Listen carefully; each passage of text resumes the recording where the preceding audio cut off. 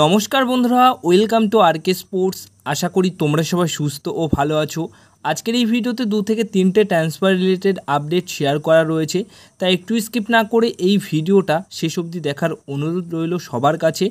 তো প্রথম যে খবরটা শেয়ার করব সেটা রয় কৃষ্ণাকে নিয়ে কিন্তু বড়সড় খবর এই মুহূর্তে বেরিয়ে আসলো। তিনি কলকাতায় ফিরতে পারেন, মানে মোহামেডান এসসি দল তাকে দলে নেবার জন্য ইচ্ছা প্রকাশ করেছিল, কিন্তু কলকাতায় তিনি ফিরছেন না বা কলকাতায় আর তার ফেরা হচ্ছেন না। ওড়িশা এফসি দলের হয়ে আরও একটা মরশুমের জন্য তিনি চুক্তি বাড়িয়ে নিয়েছেন। হ্যাঁ, সেটার অ্যানাউন্সমেন্ট কিন্তু আজকেই ওড়িশা তাদের সোশ্যাল মিডিয়া হ্যান্ডেলে করে দিয়েছে। তো রয় কৃষ্ণা আগামী সিজনেও খেলবেন অবশ্যই ওড়িশা এফসি দলের জার্সি গায়ে। তো রয় কৃষ্ণাকে আরও একটা মরশুম আমরা কিন্তু আইএসএলে খেলতে দেখতে পারবো। আর রয় কৃষ্ণার বর্তমান সময় দাঁড়িয়ে যা ফর্ম রয়েছে, তার বয়সটা নিয়ে অনেক আলোচনা চলছিল, অনেক সমালোচনা চলছিল যে তার সেই আর আগের মতো খেলা নেই, কিন্তু তিনি এখনও এই বয়সে এসে তার সেম লেভেলের খেলাটা তিনি কিন্তু খেলছেন। তো এর পরের যে আপডেটটি শেয়ার করব সেটা মুম্বাই সিটি এফসি দলকে নিয়ে।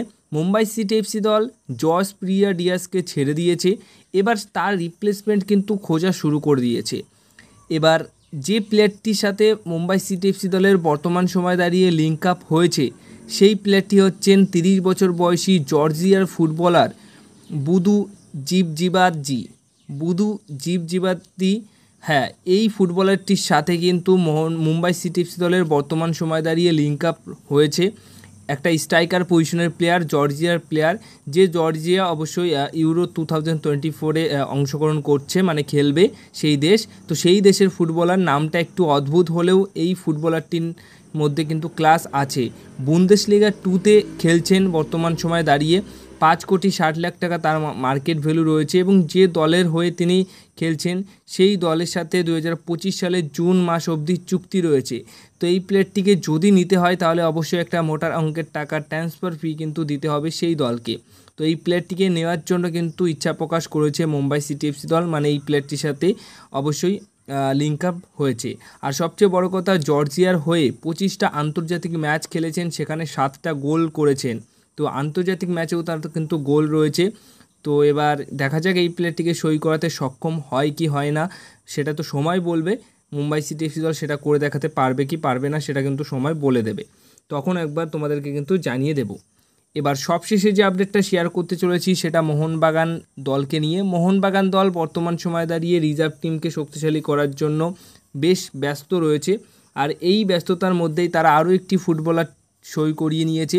21 বছর বয়সী আক্রমণ ভাগের ফুটবলার আদিল আবদুল্লাহকে সই করিয়ে নিয়েছে মুথুট এফএ ক্লাব থেকে, মানে দল থেকে। তো মোহনবাগান দলে তিনি কিন্তু এবার খেলবেন।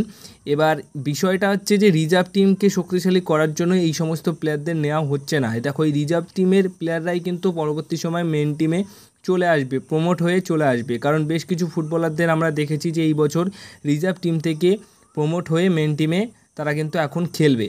তো এমনই এইরকমভাবেই কিন্তু কেরালার ফুটবলার কিছু সই করিয়ে নিয়েছে, সেখান থেকে কেরালার ফুটবলার আসা মানে আমার তো মনে হয় যে আগামী 2 বছরের মধ্যে এই যে যাদের সই করাচ্ছে তাদের মধ্যে অন্ততপক্ষে 5-6 জন ফুটবলার তো মেন টিমে প্রমোট হয়েই যাবে। আর সেটা আইএসএল সিজন 11 শেষ হওয়ার পরই কিন্তু তোমরা দেখতেও পারবে।